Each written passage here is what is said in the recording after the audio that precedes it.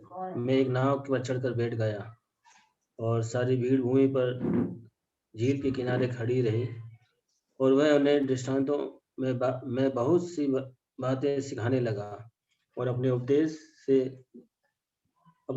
में उनसे कहा, सुनो, देखो, एक बोने वाला बीज बोने के लिए निकला और बोते समय कुछ तो मार्ग के किनारे गिरा और पक्षियों ने आकर उसे चुग लिया और कुछ पथरीली भूमि पर गिरा जहाँ उसको मिट्टी न मिली और गहरी मिट्टी न मिलने के कारण जल उग आया और जब सूर्य निकला तो जल गया और जड़ न पकड़ने के कारण सूख गया और कुछ तो झाड़ियों में गिरा और झाड़ियों ने बढ़कर उसे दबा दिया और वह फल न लाया।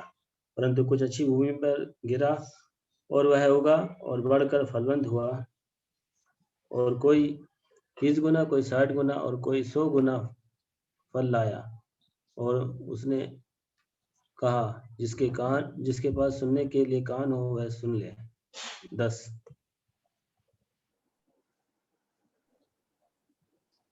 जब वो अकेला रह गया तो उसके साथियों ने उस 12 समेत उससे इस दृष्टांतों के विषय में पूछा।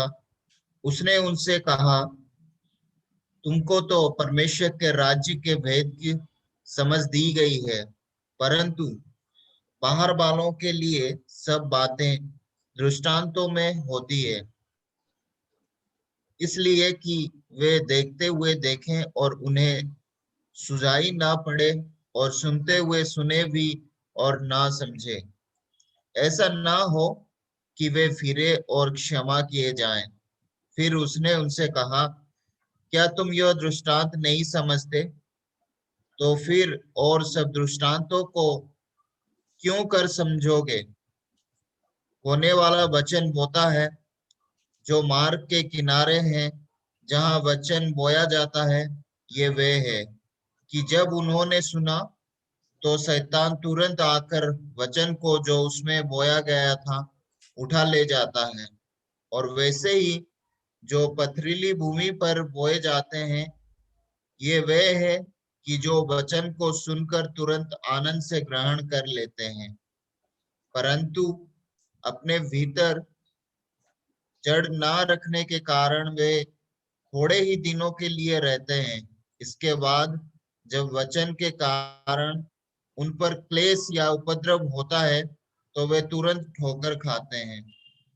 और जो झाड़ियों में बोए गए वे हैं जिन्होंने वचन सुना और संसार की चिंता और धन का धोखा और वस्तुओं का लोभ उनमें समाकर वचन को दबा देता है और वह निष्फल रह जाता है। और जो अच्छी भूमि में बोए गए ये वे हैं जो वचन सुनकर ग्रहण करते हैं और फल लाते हैं, कोई 30 गुना, कोई 60 गुना और कोई 100 गुना। 30। प्रभु काफी है ब्रदर।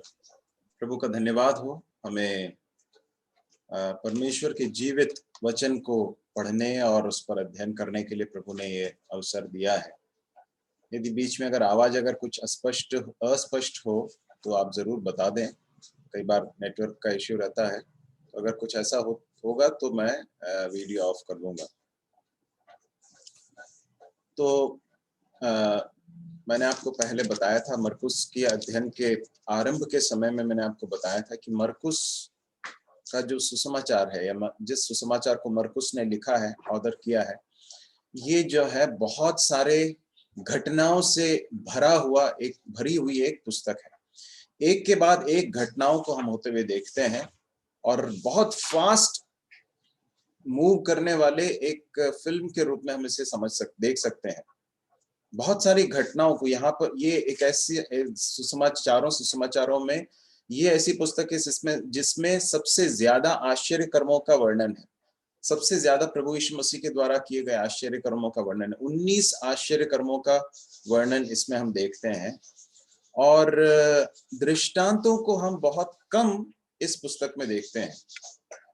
परंतु ये वो अध्याय है जहां पर मरकुस जो है 4 दृष्टांतों का उल्लेख करते हैं पहला है बीज बोने वाले का दृष्टांत, और उसके बाद दूसरा है दीपक का दृष्टांत, और उसके बाद फिर तीसरा है उगने वाले बीज का दृष्टांत, और चौथा है राई के दाने का दृष्टांत। इस तरह से 4 दृष्टांतों को हम इस अध्याय में देख सकते हैं, जिसके द्वारा मरकुस जिन लोगों को वो लिख रहा था, जिनके लिए प्रेषित किया गया था, उन लोगों को यह बताना चाहते हैं कि प्रभु यीशु मसीह वास्तव में कौन है और उन्होंने क्या किया है। तो यहाँ पर यहाँ इस पूरे अध्याय का जो फोकस है, जो जोर है, वो दृष्टांतों के ऊपर है।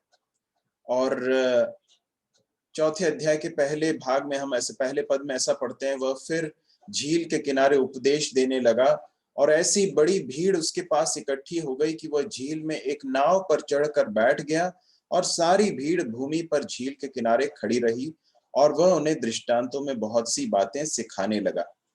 तो हमने इसके पहले भी इस बात को ध्यान दिया था कि प्रभु यीशु मसीह की सेवकाई का एक बहुत बड़ा एक महत्वपूर्ण हिस्सा जो है, वो लोगों को शिक्षा देने में, लोगों को वचन सुनाने में, परमेश्वर के मन के बातों को मनुष्यों को उजागर करने में बिताया गया जो है, वो उस पर प्रभु यीशु मसीह की सेवकाई में बहुत अधिक जोर हम देख सकते हैं।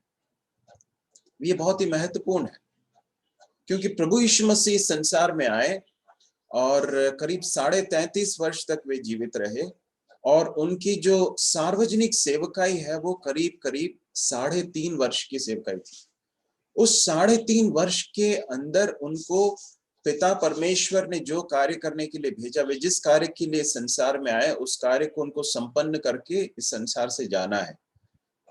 और इसलिए उनके थोड़े समय को उन्होंने किस तरह से उपयोग किया और किन बातों के ऊपर ज्यादा जोर दिया, इससे हम समझ सकते हैं कि प्रभु यीशु मसीह के लिए, परमेश्वर के लिए कौन सी बातें सबसे ज्यादा महत्वपूर्ण है या प्राथमिकता की बातें हैं।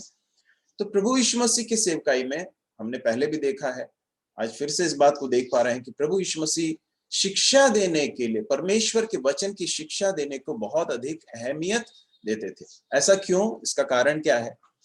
हमने पहले भी देखा था कि परमेश्वर के वचन की शिक्षा है, परमेश्वर के वचन का सिखाया जाना है, जो लोगों के जीवन में बहुत बड़ा प्रभाव लाता है ना।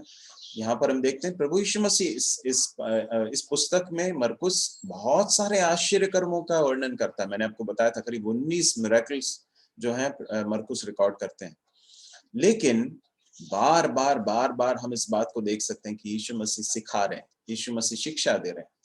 तो प्रभु यीशु मसीह की सेवकाई का जो सबसे बड़ा उद्देश्य या लक्ष्य लोगों को चंगा करना नहीं था। हालांकि जब लोग उनके पास आए, प्रभु यीशु मसीह ने उनको चंगा किया, उनकी बीमारियों से उनको छुड़ाया, दुष्ट आत्माओं से पीड़ित लोगों को छुड़ाया, और जब किसी घर में किसी चीज की वस्तु की कमी हो गई तो प्रभु यीशु मसीह ने उसको पूरा किया। जब एक बहुत बड़ी भीड़ थी, उनको खाने की कमी पड़ी, प्रभु यीशु मसीह ने उनको खिलाया। तो ये सारे आश्चर्य कर्म किए, परंतु ये नहीं था लक्ष्य जिसके लिए प्रभु यीशु मसीह संसार में आए थे। प्रभु यीशु मसीह परमेश्वर को प्रकट करने के लिए आए थे। यूहन्ना रचित सुसमाचार में हम पढ़ते हैं पहले अध्याय में, किसी ने परमेश्वर को कभी नहीं देखा, परंतु एकलौते पुत्र ने जो उसकी गोद में है, उसने उसे प्रकट किया है। तो मेरे प्रिय भाइयों और बहनों, परमेश्वर को प्रकट करना था सबसे बड़ा लक्ष्य प्रभु यीशु मसीह का, और उस कार्य को करने के लिए सबसे बड़ी बात यह है कि परमेश्वर के वचन को सिखाया जाए, परमेश्वर के वचन को बताया जाए, ताकि लोग जान सकें कि परमेश्वर के मन की बातें कैसी हैं या क्या है। तो यहाँ प्रभु यीशु मसीह सिखा रहे हैं। अब एक बात जो है दृष्टांतों के बारे में कहकर मैं आगे बढ़ना चाहता हूँ। प्रभु यीशु मसीह ने दृष्टांतों का उपयोग काफी किया। क्यों किया? प्रभु यीशु मसीह दृष्टांतों का उपयोग 2 कारणों से करते थे। पहला कारण यह था कि कुछ लोगों को समझ में आए, कुछ लोगों को समझाने के लिए प्रभु यीशु मसीह ने दृष्टांतों का उपयोग किया। लेकिन दृष्टांतों का उपयोग कुछ लोगों को के लिए इस कारण से था कि वे समझ न पाए, है ना। प्रभु यीशु मसीह इसके बारे में लिखा है। हम इसके 10वें और 11वें 10 से लेकर 12 तक पढ़ते हैं। जब वह अकेला रह गया तो उसके साथियों ने उन 12 समेत उससे इन दृष्टांतों के विषय में पूछा। उसने उनसे कहा, तुमको तो परमेश्वर के राज्य के भेद की समझ दी गई है। तो जिनको भेद की समझ दी गई है, प्रभु यीशु मसीह जब उनको उस दृष्टांतों में बताते थे, उसका अर्थ बताते, उनको समझ में आता था। परंतु बाहर वालों के लिए सब बातें दृष्टांतों में होती है, इसलिए कि वे देखते हुए देखें और उन्हें सुझाई न पड़े, और सुनते हुए सुने भी और न समझें, ऐसा ना हो कि वे फिरें और क्षमा किए जाएं। ऐसा प्रतीत हो सकता है कि क्या प्रभु पक्षपात करते हैं? क्या प्रभु कुछ लोगों को जो है चाहते ही नहीं कि वे उनका उद्धार हो? ऐसा नहीं है मेरे भाई और बहन। प्रभु यीशु मसीह दृष्टांतों में कहते थे, परंतु प्रभु यीशु मसीह ने बहुत सारी बातों को बहुत प्रत्यक्ष रूप से भी प्रभु यीशु मसीह ने सिखाई। लेकिन उस समय के यहूदी लोगों में से बहुत सारे ऐसे लोग थे जो सच्चाई को बिल्कुल अपनी आंखों के सामने देखने के बावजूद भी उसे ग्रहण करने के लिए तैयार नहीं थे। क्यों नहीं थे? क्योंकि उनका हृदय कठोर हो गया था। वे अपने पाप के जीवन को, अपने पाखंड के जीवन को, अधार्मिकता को, अभक्ति को, दुष्टता को छोड़कर परमेश्वर की सच्ची भक्ति करना चाहते नहीं थे। नहीं जानते थे, ये नहीं थी समस्या, परंतु नहीं चाहते थे, यह थी समस्या।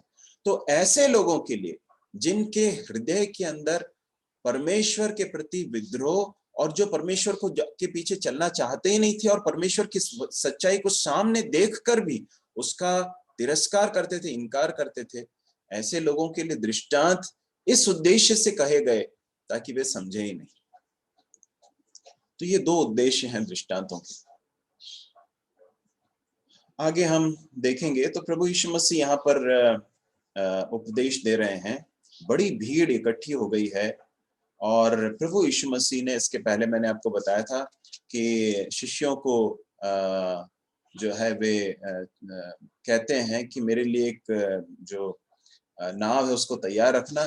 तो प्रभु यीशु मसीह जो है उनके लिए एक नाव तैयार रखी गई होगी, और जब भीड़ बहुत ज्यादा बढ़ गई होगी तो प्रभु यीशु मसीह उस नाव पर चढ़कर अब जो है झील पर हैं, नाव में बैठे हैं, और बाकी सारे लोग जो हैं, जो भीड़ है वो भूमि पर झील के किनारे खड़ी रही करके लिखा है। बहुत ही आकांक्षा के साथ, बड़ी उम्मीदों के साथ एक बहुत बड़ी भीड़ जो है वहां पर खड़ी है, और प्रभु यीशु मसीह दृष्टांतों में बहुत सी बातें सिखाने लगा, ऐसा करके लिखा है। और पहला दृष्टांत यहाँ पर प्रभु यीशु मसीह कहते हैं सुनो। उसका आरंभ इस तरह से होता है, सुनो, ठीक है। और 9वें पद में प्रभु यीशु मसीह फिर कहते हैं, जिसके पास सुनने के लिए कान हो वह सुन ले। तो प्रभु यीशु मसीह इस दृष्टांत को कहने जा रहे हैं। इससे पहले कि इस दृष्टांत को कहें, प्रभु यीशु मसीह कहते हैं सुनो या लिसन टू दिस। मैं जो बात कहने जा रहा हूं ये बहुत ही महत्वपूर्ण है, इसलिए ध्यान से सुनो। ये है उसका तात्पर्य। प्रभु यीशु मसीह कह रहे हैं कि सुनो, एक बीज बोने वाला बीज बोने निकला। मैं तुमसे एक दृष्टांत कह रहा हूं, इसके पीछे बहुत बड़ी आत्मिक सच्चाइयां छिपी हुई हैं, उनको समझने की कोशिश करो। 9वें पद में लिखा है, जिसके पास सुनने के लिए कान हो वह सुन ले। क्या उन लोगों के कान नहीं थे? कान थे। ये सारे लोग जो वहां पर उपस्थित थे, सबके कान तो थे, परंतु कुछ लोग थे जो सुनना नहीं चाहते थे। ऐसा नहीं कि सुनने के कान नहीं थे, परंतु सुनना नहीं चाहते थे। तो समस्या यह नहीं थी कि सुनने की क्षमता नहीं थी, परंतु यह थी कि सुनने की चाहत नहीं थी या सुनने के प्रति समर्पण नहीं था।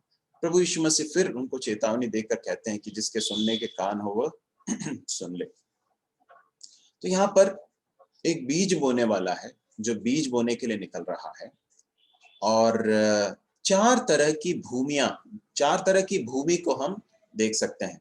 पहला है मार्ग के किनारे या फिर खेतों में जो मेड़ होती है, उसके बारे में हम समझ सकते हैं। तो पहली भूमि जो है वो मार्ग के किनारे है। दूसरी भूमि जो है पथरीली भूमि है। तीसरी भूमि जो है झाड़ियों के बीच में है। और चौथी भूमि जो है वो अच्छी भूमि करके लिखा है। तो ऐसे चार तरह के स्थानों को देखते हैं जहां पर ये बीज गिरते हैं, और चारों स्थानों पर बीज गिरने का जो परिणाम है वो अलग अलग है, ठीक है। तो इसे हम देखने की कोशिश करेंगे। एक बीज बोने वाला है, ठीक है, उसके पास बीज है, बीज में सामर्थ है, बीज के अंदर ये परमेश्वर ने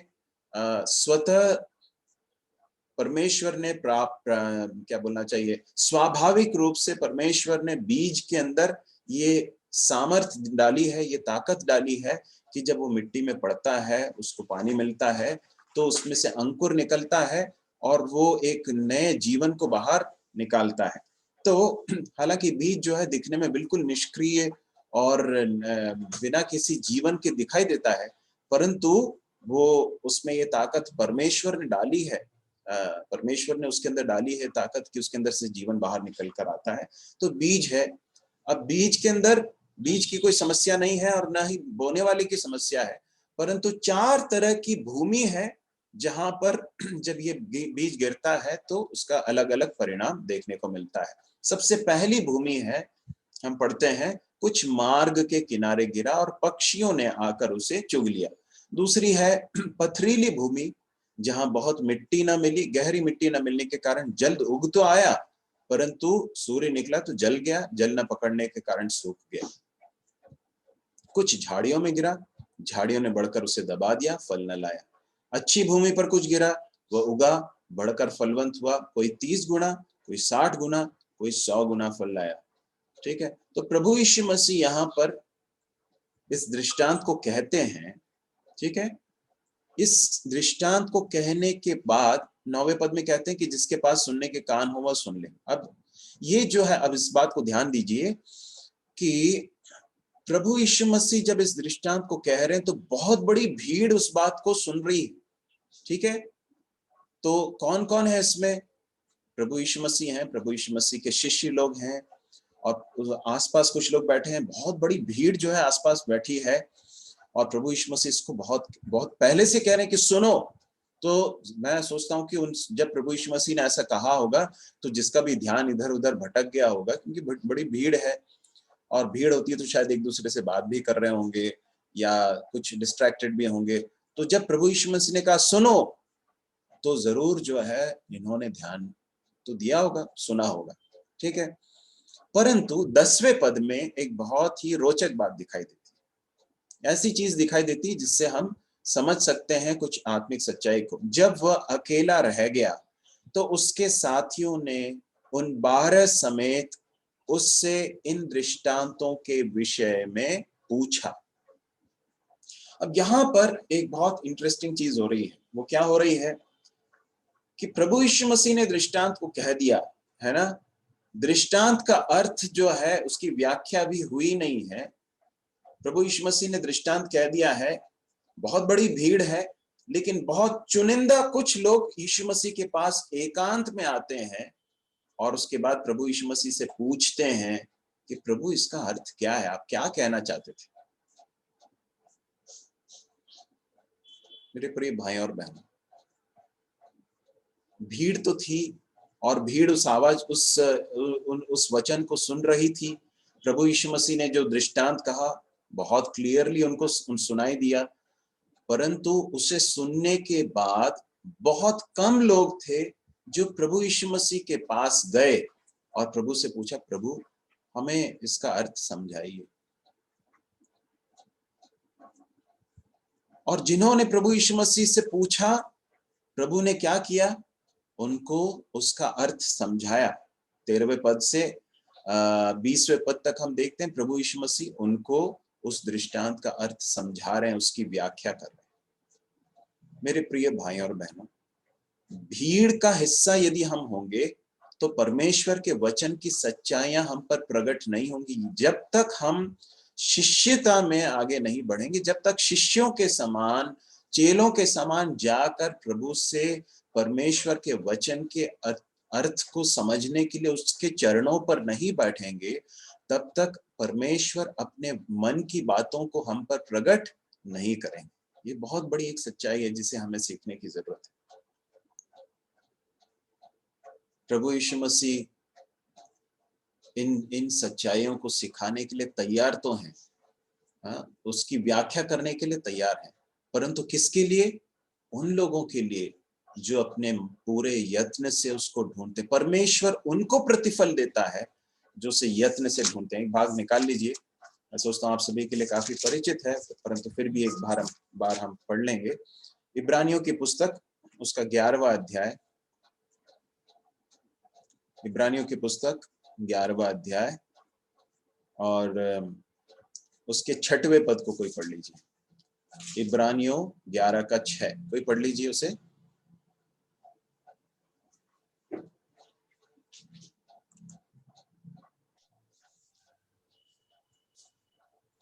और विश्वास बिना उसे प्रसन्न करना अनहोना है, क्योंकि परमेश्वर के पास आने वाले को विश्वास करना चाहिए कि वो है, और अपने खोजने वालों को प्रतिफल देता है। धन्यवाद भाई। हम यहाँ देखते हैं, विश्वास बिना उसे प्रसन्न करना अनहोना है। किसको प्रसन्न करना? परमेश्वर को। यदि हम प्रसन्न करना चाहते हैं, अपने जीवन से उसको खुश करना चाहते हैं, ऐसा एक जीवन जीना चाहते हैं जिससे परमेश्वर प्रसन्न हो, तो इसके लिए जो सबसे महत्वपूर्ण घटक है, जो सबसे महत्वपूर्ण फैक्टर है, वो क्या है? विश्वास।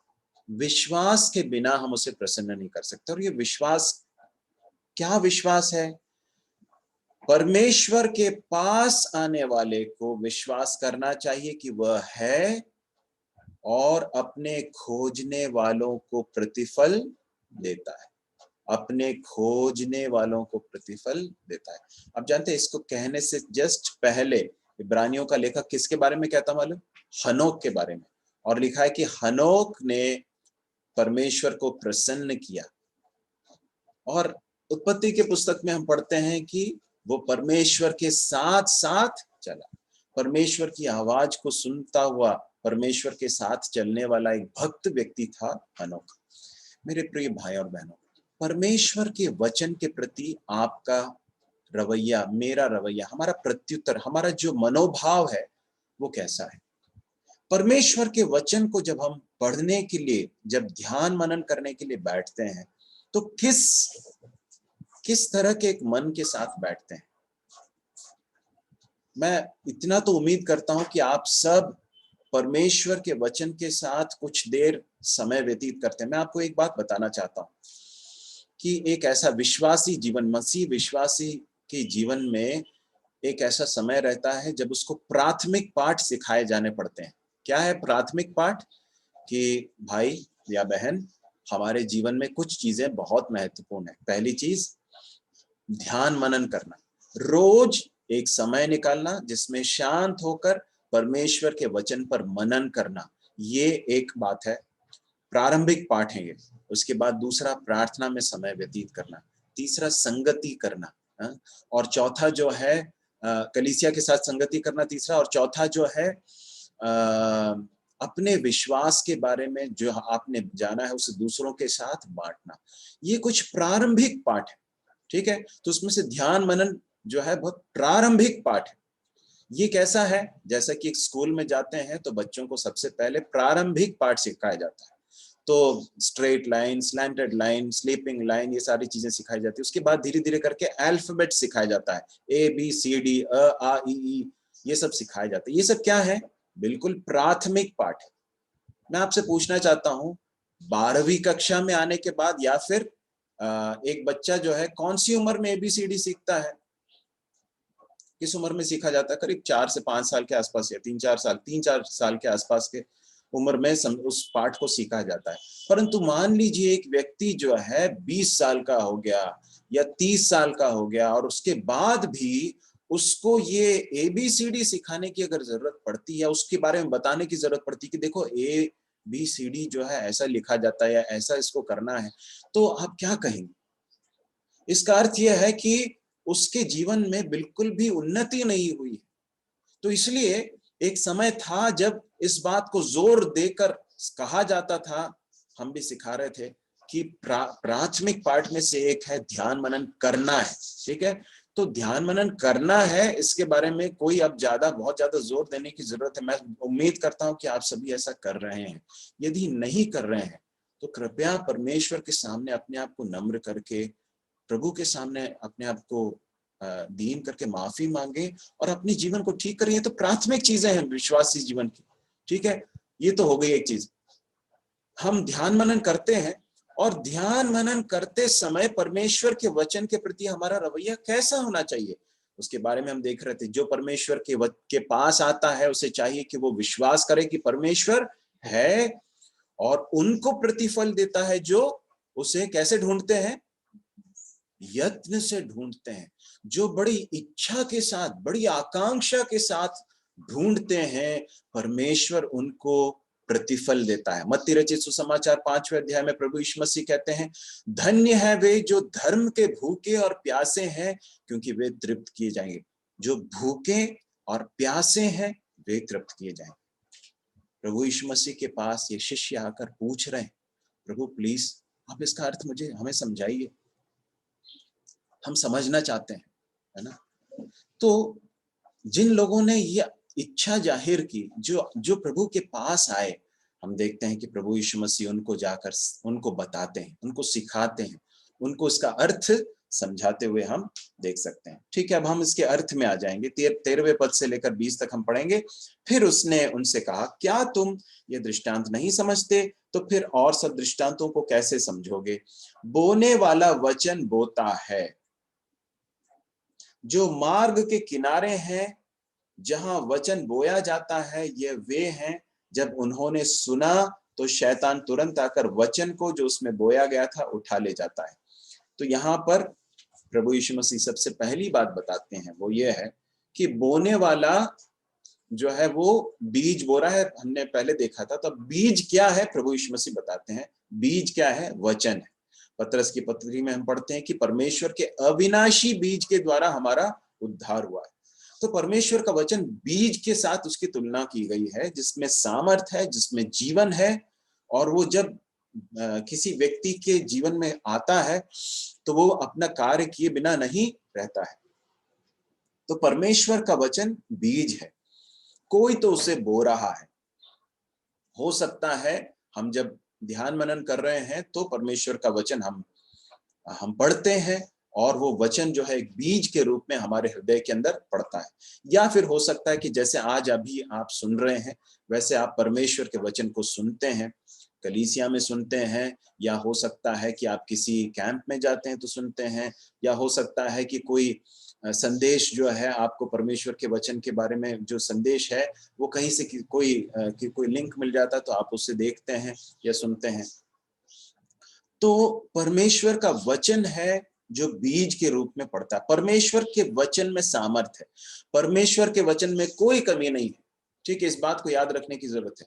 परमेश्वर के वचन की गलती नहीं है कि कुछ लोगों के जीवन में वचन काम आता है और कुछ लोगों के जीवन में काम करता नहीं है। इसमें तकलीफ वचन के साथ नहीं है, परंतु किसके साथ समस्या है? जिस व्यक्ति के अंदर जाकर ये पड़ता है, उसके हृदय में पड़ता है, उसके साथ समस्या होती है।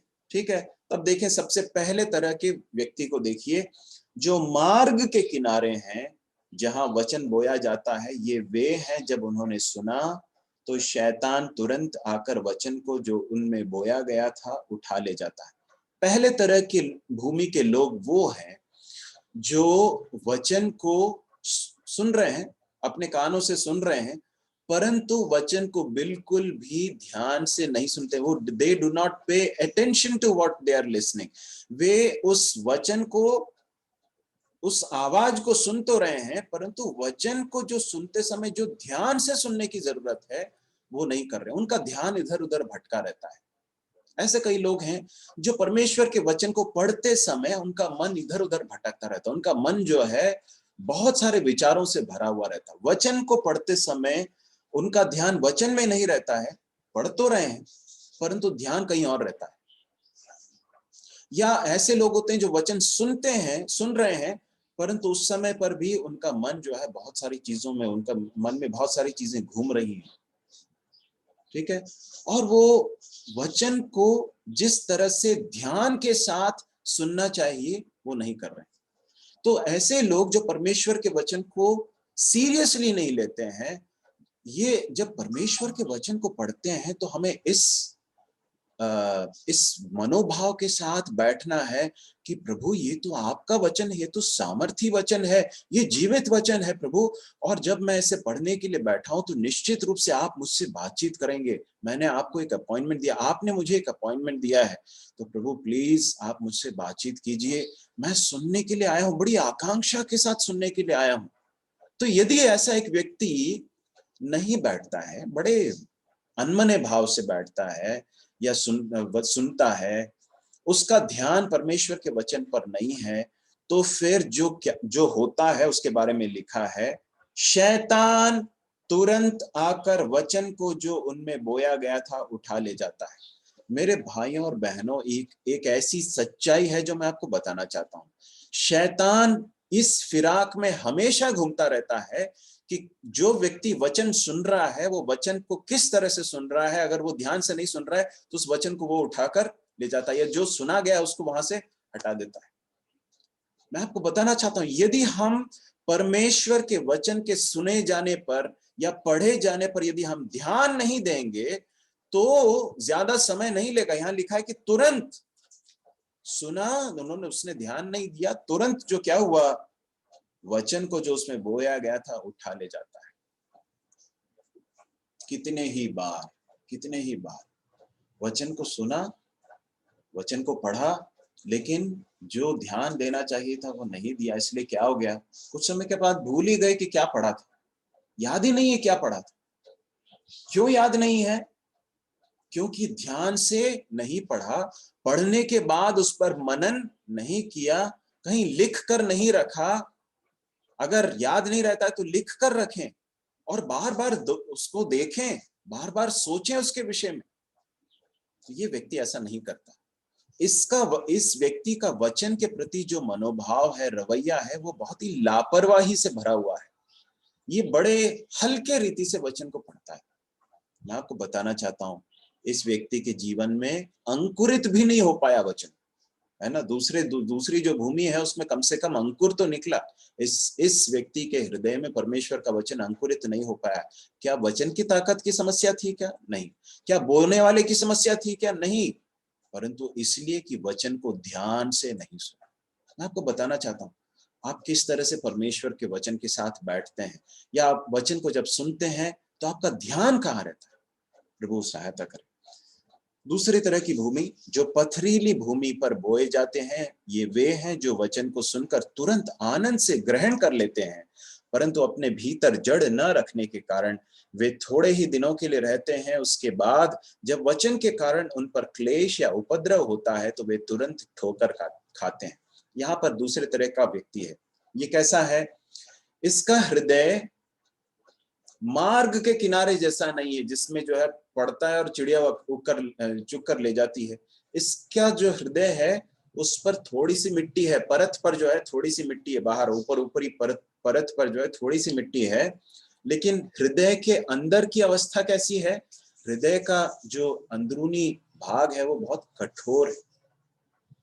वचन को सुनता है, भावनाओं में बहुत जल्दी आ जाता है, उसकी भावनाएं जाग उठती हैं, उसको कई बार रोना आ जाता है, या उसको बहुत खुशी हो जाती है, वो हंसने लगता है, या वो व्यक्ति से बहुत प्रभावित हो जाता है जो वचन को सुना रहा है, वो बहुत रोमांचित हो जाता है, एक्साइटेड हो जाता है।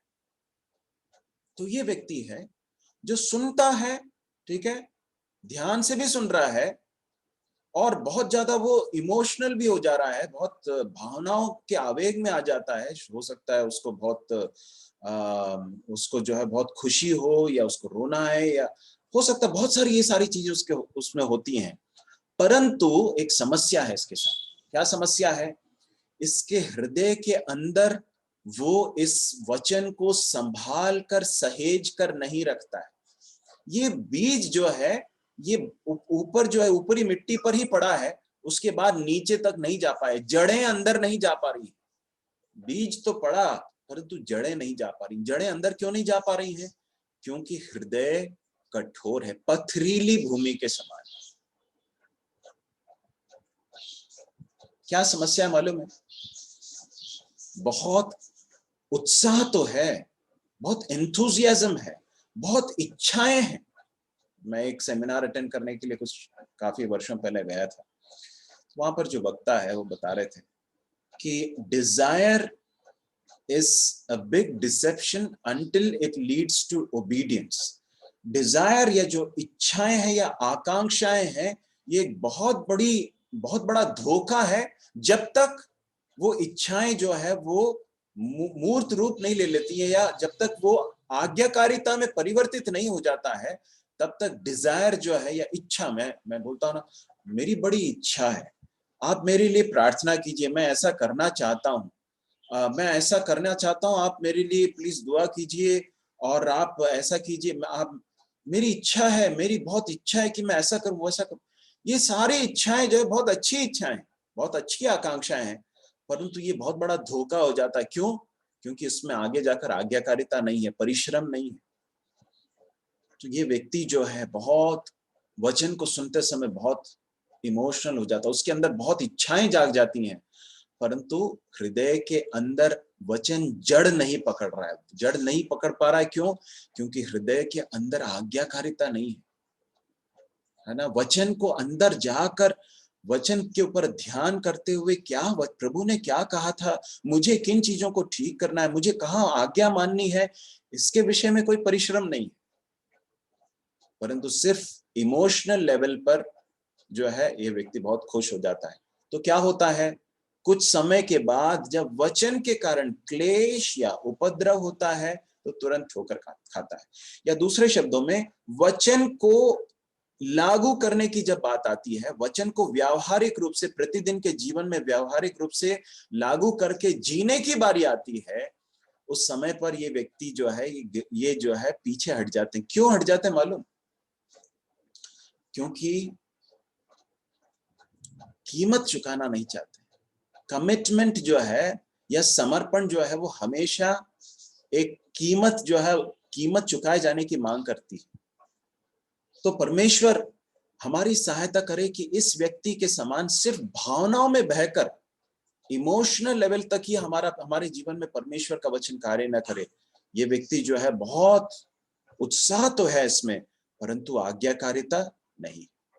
जब वचन के व्यावहारिक रूप से माने जाने के लिए कॉस्ट पे करने की आती है, कीमत अदा करने की बात आती है, उसके लिए तकलीफ उठाने की बात आती है, या उसके लिए कुछ चीजों को, अपने जीवन को अनुशासित करने की बात आती है, तो ये व्यक्ति नहीं कर पाता है। तो इसलिए क्या होता है, जो है वचन जो है वो निष्प्रभावी हो जाता है। फिर तीसरा व्यक्ति है जो झाड़ियों में बोए गए, ये वे हैं जो वचन को सुनते हैं, है ना, वचन को सुन रहे हैं, ध्यान से सुन रहे हैं, और ये वचन जो है अंकुरित होकर एक पौधे का रूप भी ले लेता है ना। दूसरा व्यक्ति जो था, उसके अंदर सिर्फ अंकुर आकर थोड़ा ही हो पाया था, लेकिन उसके बाद जल गया। ये जो है व्यक्ति, इसके जीवन में जो है वचन अंकुरित होकर एक पौधे के रूप में तो आ गया, लेकिन क्या हो गया, वहां पर लिखा है कि तीन चीजें, संसार की चिंता, धन का धोखा और अन्य वस्तुओं का लोभ उनमें समाकर वचन को दबा देता है और वह निष्फल रह जाता है। भाइयों और बहनों, यह व्यक्ति ऐसा है जो वचन को सुन रहा है, ध्यान से सुनता है और उसको मानता भी है एक हद तक, लेकिन क्या होता है मालूम है, इसके हृदय के अंदर जब वचन बढ़ रहा है और फल लाने के लिए उस प्रोसेस में है या फिर उस प्रक्रिया में है, उस समय पर तीन चीजें आकर उसको दबा देती हैं। इस व्यक्ति के हृदय के अंदर तीन चीजें हैं जो वचन को निष्प्रभावी बना रही हैं। क्या क्या है? संसार की चिंता, धन का धोखा और अन्य वस्तुओं का लोभ, अभिलाषाएं। एक जगह पे लिखा है भोग विलास की चीजें, है ना, या सुख विलास, संसार का सुख विलास। तो ये तीन चीजें हैं। संसार की चिंता मतलब क्या है? अनावश्यक रूप से चिंता करना कि अरे क्या होगा, मैं किस तरह से जीऊंगा, मैं क्या खाऊंगा, मैं क्या पहनूंगा, इसके बारे में बहुत ज्यादा चिंतित रहने वाले लोग, पहली बात। दूसरा, ऐसे लोग जो धन के धोखे में आ जाते हैं, जो धन को बहुत ज्यादा धन कमाने के विषय में सोचते रहते हैं, जिनका मन हमेशा धन कमाने और धन पर ही उनका मन लगा रहता है, वो धन के धोखे में आ जाते हैं। और धन जो है, धन के प्रति जो लालच है, वो परमेश्वर के वचन को इनके जीवन में निष्प्रभावी बना देता है या उसको दबा देता है, उसके विकास को रोक देता है। तीसरी बात देखते हैं, अन्य वस्तुओं का लोभ या अन्य चीजों का लोभ, आकांक्षाएं या फिर लस्ट ऑफ अदर थिंग्स। मूलभूत चीजों की बात नहीं कही जा रही यहां पर, लेकिन अपने पाप की अभिलाषाओं को पूरा करने की जो इच्छाएं, अभिलाषाएं जो आती हैं, शरीर की अभिलाषाएं, आंखों की अभिलाषाएं, इनको पूरा करने की जो इच्छाएं हैं, ये सब क्या कर देता है अंततः इस व्यक्ति के जीवन को जो है के जीवन में वचन को निष्फल कर देता है। यहाँ लिखा है कि और वह निष्फल रह जाता है, दबा देता है। मैं आपको बताना चाहता हूं कि ये हमेशा इस बात को याद रखना कि वचन जब हमारे हृदय के अंदर पड़ता है और उस वचन के साथ साथ ये तीन चीजें होंगी, तो ये तीन चीजें ज्यादा ताकत के साथ बढ़ेंगी, इस पौधे से भी ज्यादा ताकत के साथ बढ़कर इस पौधे को दबा देंगी। हमेशा इस बात को याद रखिए। तो इसलिए इन चीजों के साथ डील करना बहुत जरूरी है। इन तीन चीजों के साथ क्या क्या है? संसार की चिंता, धन का धोखा और सुख विलास की चीजें, या फिर अपने पाप के भोग को या पाप भोग विलास की चीजों को या भोग अपने शरीर की अभिलाषाओं को, आंखों की अभिलाषाओं को का जो जो जो लस्ट है, उन ये चीजों को यदि हम डील नहीं करेंगे तो परमेश्वर का वचन हमारे जीवन में निष्प्रभावी रह जाएगा। चौथा व्यक्ति क्या है, कैसा है? जो वचन सुनकर ग्रहण करता है और फल लाता है। और लूका में यदि आ जाएंगे आप, तो लूका में इसके बारे में कुछ और चीजें लिखी हुई हैं। लूका रचित सुसमाचार उसका 8वां अध्याय उसके 4 से 8 के बीच में हम पढ़ते हैं। लूका 8 और उसमें लिखा है, सॉरी उसके व्याख्या को हम पढ़ते हैं उसके 15वें पद में। लूका 8 के 15 में लिखा है, पर अच्छी भूमि के वे हैं जो वचन सुनकर भले और उत्तम मन में संभाले रहते हैं। पहली बात, यदि हम अपने हृदय को है ना भले हृदय के समान, एक अच्छे हृदय के समान सुरक्षित नहीं रखेंगे, तो फिर क्या होगा? वचन जाकर कार्य नहीं कर पाएगा, पहली बात। दूसरी बात, धीरज से फल लाते हैं, लिखा है। धीरज बहुत जरूरी है। परमेश्वर के वचन को सुनकर परसीवियर करने वाले लोग, धीरज के साथ वचन को अपने जीवन में मानने के लिए, आज्ञाकारिता में आगे बढ़ने के लिए जो धीरज के साथ लगे रहते हैं। देखिए, मैं आपको बताना चाहता हूं, यदि आप किसी व्यक्ति को देखते हैं जिसका जीवन बहुत प्रभु के लिए काम आता है, तो मैं आपको बताना चाहता हूं कि उसकी जीवन जो है बहुत एक्स्ट्राऑर्डिनरी कोई जीवन नहीं होगा, परंतु उसके जीवन में आप देख पाएंगे कि वो कुछ चीजों को सतत करता है, निरंतर करता है, धीरज के साथ करता है। वो सुबह उठकर परमेश्वर के साथ एक समय सतत रूप से धीरज के साथ उन चीजों को करता है। उसकी आदत में ये चीजें शुमार होती हैं। परमेश्वर के साथ वचन में समय व्यतीत करना, प्रार्थना में समय व्यतीत करना, संगति में आगे बढ़ना, संगति में सक्रिय रहना और सुसमाचार सुनाने में आगे बढ़ना, और परमेश्वर ने जो उसे कार्य दिए हैं उसके लिए उसको विश्वास योग्यता के साथ करना, अपने आत्मिक जीवन को बढ़ाने के लिए अच्छे रिसोर्सेस को देखकर उसमें से परिश्रम करना, ये सारी चीजें उसके जीवन में दिखाई देंगी। पाप के साथ हमेशा संघर्ष में परमेश्वर के अनुग्रह से उसको रेजिस्ट करना, ये सारी चीजें सतत रूप से, सतत मतलब क्या है? कंसिस्टेंटली, निरंतर धीरज के साथ करते हुए आप उस व्यक्ति को देखोगे, और उसका अंतफल क्या होता मालूम है? आप एक ऐसे व्यक्ति के रूप में उसे देख पाओगे जो बहुत परमेश्वर के लिए काम आता है। परमेश्वर के लिए काम आने वाले लोग बहुत उनके ऊपर कोई बिजली आकर गिर नहीं जाती, ऐसा नहीं होता है। एलिया के बारे में परमेश्वर का वचन क्या था? वो हमारे ही समान व्यक्ति था, सुख दुख भोगी व्यक्ति था, परंतु विश्वास के साथ चलने वाला व्यक्ति था। तो यहाँ लिखा है कि सुनकर वह ग्रहण करते हैं, फल लाते हैं। अच्छा, इसमें एक और बात बताकर मैं समाप्त करना चाहता हूं। इस चौथी भूमि में 3 तरह के परिणाम देखे जाते हैं। इसमें से भी कुछ लोग हैं जो 30 गुना लाते हैं, कुछ लोग हैं जो 60 गुना लाते हैं, और कुछ लोग हैं जो 100 गुना लाते हैं। ऐसा क्यों होता है? विश्वासियों के बीच में भी जो फलवंत होते हैं उसमें भी हम क्यों देख पाते हैं कि कुछ लोग इतना फल ला रहे हैं, कुछ लोग इतना ला रहे हैं, और कुछ लोग बहुत ज्यादा फल ला रहे हैं? ऐसा क्यों होता है? ये सारी चीजें परमेश्वर के वचन के प्रति हमारा जो प्रत्युत्तर है, हम किस तरह से परमेश्वर के वचन के प्रति प्रत्युत्तर देते हैं, उसके ऊपर निर्भर रहता है।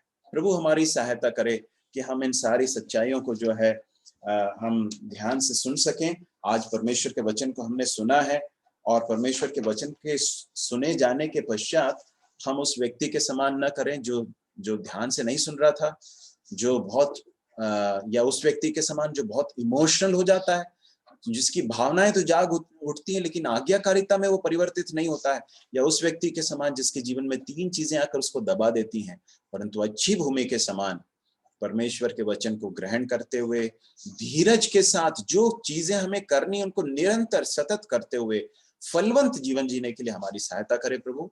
परमेश्वर के नाम की महिमा होने पाए। कोई भी भाई प्रार्थना करके समाप्त कर सकते हैं।